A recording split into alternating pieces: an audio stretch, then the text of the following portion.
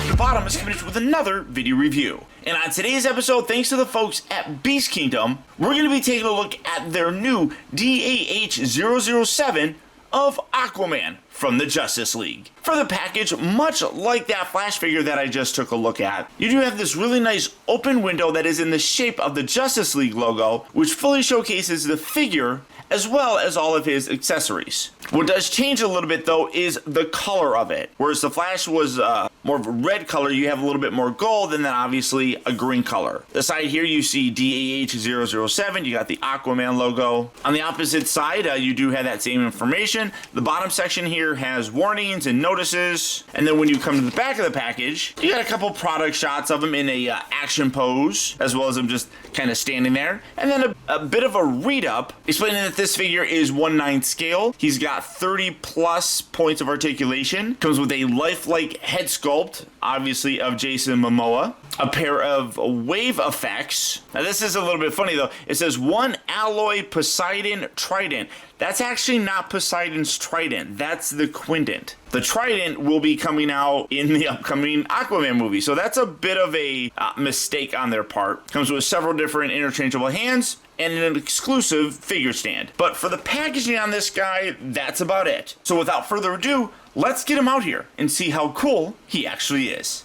And here we have the Aquaman opened up and out of his packaging. And I'll be totally honest, Aquaman for me has never been a very impressive character. And when I heard that he was going to be in Justice League and I heard that he was going to get his own film, I was like, But then I saw Jason Momoa's portrayal of Arthur Curry who would become Aquaman, and I absolutely fell in love. Momoa was really the only one that could take this character and make him seem cool. Now, starting off first with his accessories coming down here, much like that Flash figure, you get some really cool kind of effect setups here. As you can see with him, he comes with 2 wave effects, which look really very nice. Coming in to take a closer look at the detail, you can see really nice sculpted detail with this blue translucent plastic, which absolutely looks terrific. I also love how the tips here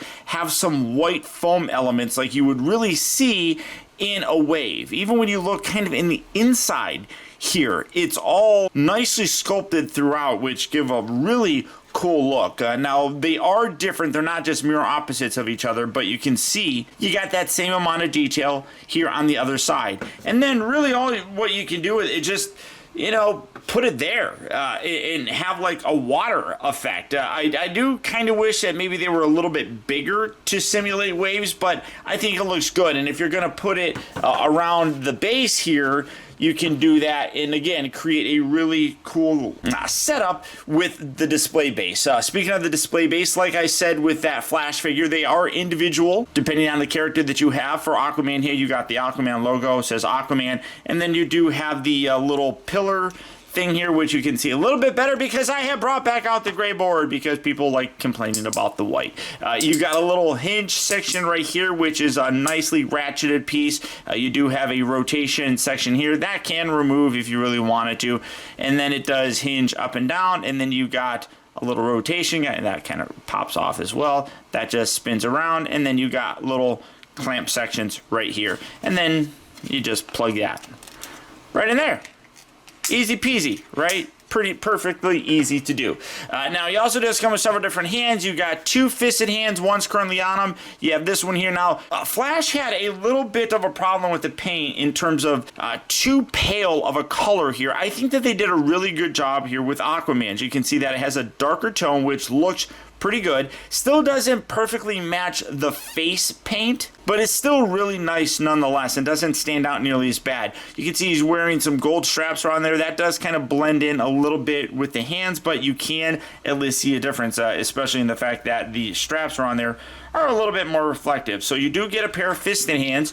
You get a pair of open gesturing hands. Again, same amount of detail with the gold straps around the hands, nice darker paint with the hand skin tone, and then you get a right and left hand that is designed to hold his quindent.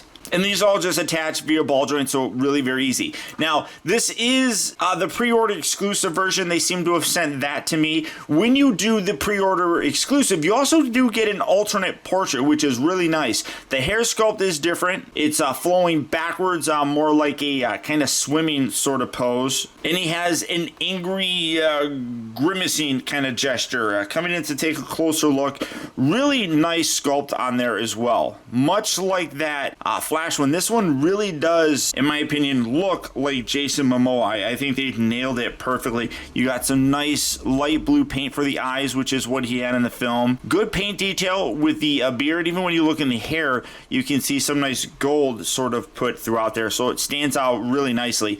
But you can see when you take a look at the skin tone, it is still a little bit different. The skin tone on his face is a little bit lighter than his hand, but it's not nearly as bad as that Flash one. This looks a lot better. But I love the fact that for an exclusive, well, I'm dropping it, you get an extra head along with him, which is really very nice. Then he also does come with his quindent. Instead of a trident, it's a quindent because it's got 5 little spines on here. Now, people were talking about this being his trident and what's wrong with it and all this stuff. This was never meant to be the trident that we're used to seeing Aquaman using. This is basically just a weapon of sorts that he picked up when he went on his adventures in Justice League. In the Aquaman movie, he will be searching, spoiler alert, for the trident, which will denote him as becoming the king of Atlantis. When we see him in Justice League, he's not the king, which is why he does not use the trident. He uses this. This is still really cool, though. One thing I absolutely love is it's made out of metal, which has a real nice heft to it. And then you look at the painted detail and a really nice wash throughout it, giving it a very worn look. And then you come to the top section and it looks very much like it actually did in the film, especially like down in this area. The sculpted detail looks really good, and then the paint, again, looks really nice. I love that silver paint with that black wash in there. Absolutely gorgeous looking. But you do want to be careful. These bits can be a little bit sharp. I mean, you can kind of see it like pulling on my skin right there. I mean, it is definitely a sharp piece, so be careful when you're playing. Oh, well, let's not focus on Arthur's crotch right there, but absolutely gorgeous piece as well. So for his accessories, that's everything. I really can't think of anything else. The only thing that you do get with the exclusive is this alternate head.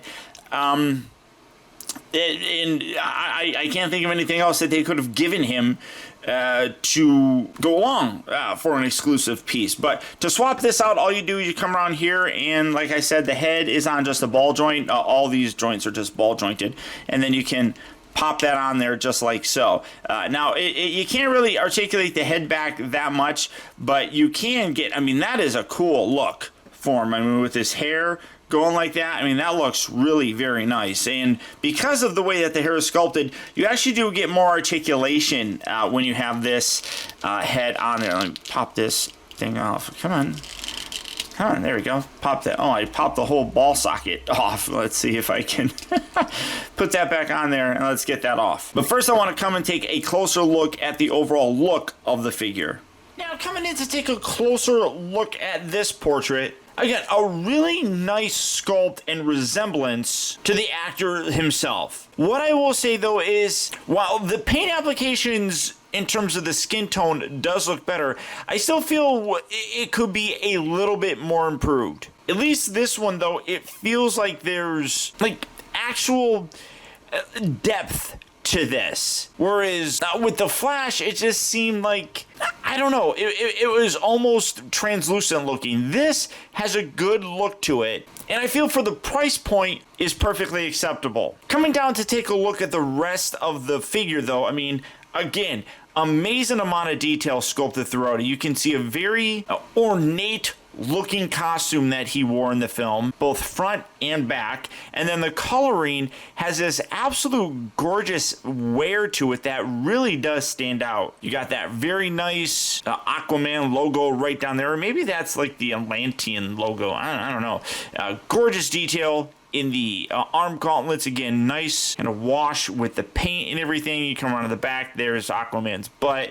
Just overall, really very, very nice. Now, one thing that I will mention is like here on the side of his foot, right here on the inside, there appears to be some, you got a little bit here on the inside. Oh, let's see, on the inside of that foot, a little bit on the outer side. I don't know if that's necessarily like meant to be there. It feels like it's a little bit off and not, I guess, part of the original paint scheme. I feel like it's scraping there, and you can see it's like a green paint or green plastic underneath it, and you can kind of see that when you look at the joint on the inside here, it's greenish. So I'm wondering if that is paint wear. It's not terrible because the rest of the figure has a lot of that wear element going along with them. So it might be just the way that it is. But when you look at things like the knee pads here, I mean, there's definitely a considerable amount of wear on the guy. Now, this isn't his iconic suit. We will get more of that in the Aquaman movie, and I do kind of like this one a little bit more than that. The other one is just a little bit too comic-y. This has a more real-world sort of feel, and I think it looks really very, very nice. Now, for his articulation, when you have this head sculpt on there, it is a little bit limited. The hair it's fairly soft, but it is hard enough that you're not going to get a lot of range of motion. You're going to get it looking left and right about that far. Let me kind of come down here a little bit and zoom in a bit more. You can see that it can kind of look up and down a little bit. He does have two basic neck joints. So you do have this lower section right here, which is on a ball joint, and then the upper section here, which is on a ball joint. When you do have this head sculpt on there, though, you could see that you could get a lot more range of motion because the hair doesn't come over his shoulders, restricting it. But I feel like this is a more natural look for him. His shoulders are on ball joints. They also can slide out a little bit. But again, when you do that, you do want to be careful with how you're posing things, because that can get a little bit weird looking. But you do have that. Rotates. Again, like I said, it is a ball joint, so you got a lot of range of motion. You also have a little hinge right there. You do have a swivel at the upper part of the bicep. Double bend here at the elbow, and then you have actually two ball joints for the wrist. Removing that, this ball joint, when it's in there, does flex forward and back, and then you got the ball section right there. So you get two kind of joints with there, so you get a lot of range of motion with that. The upper diaphragm area is on a ball joint. You can also see it can hinge very nicely. You can get a nice deep curl with that. You can angle that however you see fit. You do have a waist rotation. It's also on a ball joint, but because it's oval shaped, it's a little bit more limited, but you can still pose it around. Hips here can move forward and back, in and out. You can also extend them down, which is really nice. That's something that I see in a lot of higher end collectibles, which is nice to see. It does rotate at the upper part of the thigh. You have two bends here at the knee, but you don't get that far back of a range of motion. I mean, that's about it, but that's still pretty decent. And then you have a ball jointed ankle. I kind of feel like this is a little bit, I feel like this should be on this leg. I don't know, because I feel like the inside coming down would make more sense to be out there. I don't know if that's just a design error by the suit people and just then recreated here in terms of toy form, but I feel like that would work a little bit better if that was reversed. I don't know, maybe it's meant to be, I don't know, to be totally honest with you, but you don't get as much inward motion as you do outward motion because of that. So it is a little bit more restricted in terms of the posing, but then you do also have a little foot piece here that bends, so you can get him walking if you want. So all in all, great level of articulation, great level of detail, amazing sculpt and likeness to the actor, and it's all a $60 price point. So for me, these figures are absolute wins. But again, Another really impressive figure by Beast Kingdom. When you look at the accessories that you get, granted this is the exclusive one with the extra portrait, so you do get a little bit better of a value. The $60 price point for everything else that you get, I feel, is really very fair. The figure has a tremendous amount of articulation in it. The sculpting, paintwork, all is really nice. And the accessories that come with the regular version are really wonderful additions to this set. I especially love the fact that his quindent here is made out of metal. That really does give a very cool feel to it. So even if you didn't like the story, the characters really came out very nicely, and Beast Kingdom did a great job of recreating them in terms of action figure. And you can see, I don't know how many times I've said that I am terrible at posing, but these guys really do pose and display amazingly. So all that being said, if Aquaman here is a figure that you'd like to add to your collection, he is available right now at places such as Big Bad Toy Store. For that, I'll put a link down in the video description where you'll go to BBTS and you can check out availability on this guy as well as the rest of the wide range of Beast Kingdom figures. But beyond that, guys, that's about it. Remember, if you like this video, I would really appreciate your support, guys, simply by hitting that thumbs up button. It actually does go a long way towards helping me out, and I would really appreciate it. Also, I want to send a huge thank you if you made it all the way to the end of this review. Another way that you can really help support my channel is making sure that you watch a video all the way through. And if you did that, thank you. And a huge shout out to all of my patrons, help to make reviews like this possible, who through their continued support now more than ever help to make reviews like this possible. And finally, remember, the real trouble with the world is too many people grow up. Thank you for watching and taking the time to be a kid. Come together.